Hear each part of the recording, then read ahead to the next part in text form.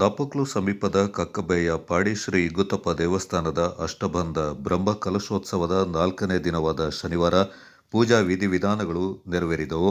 ನೀಲೇಶ್ವರ ಉಚ್ಚಿಲತಾಯ ಪದ್ಮನಾಭ ತಂತ್ರಿಗಳ ನೇತೃತ್ವದಲ್ಲಿ ಬುಧವಾರ ಪ್ರಾರಂಭಗೊಂಡ ಹೋಮ ಹವನಗಳು ಮುಂದುವರೆದ ಭಾಗವಾಗಿ ಶನಿವಾರ ಬೆಳಗ್ಗೆ 7 ಗಂಟೆಯಿಂದ ಗಣಪತಿ ಹೋಮ, ಅಂಕುರ ಪೂಜೆ, ತತ್ವ ಹೋಮ, ತತ್ವ ಕಲಶ ಪೂಜೆ, ತತ್ವ ಕಲಶಾಭಿಷೇಕ, ಮಧ್ಯಾಹ್ನ ಪೂಜಾ ಮಂಟಪ ನಮಸ್ಕಾರ, ತೀರ್ಥಪ್ರಸಾದ ಮತ್ತು ಅನ್ನ ಸಂತರ್ಪಣೆ ಹಾಗೂ ರಾತ್ರಿ ಅಂಕುರ ಪೂಜೆ, ದುರ್ಗಾ ನಮಸ್ಕಾರ ಪೂಜೆ ಜರುಗಿತು.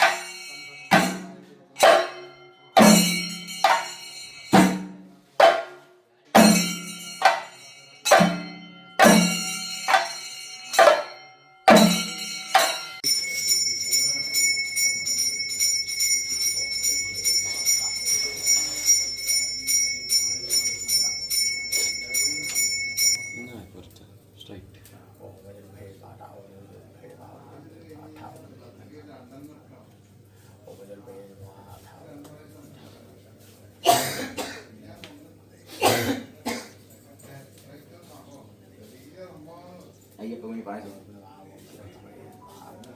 Naga muni bai bashi.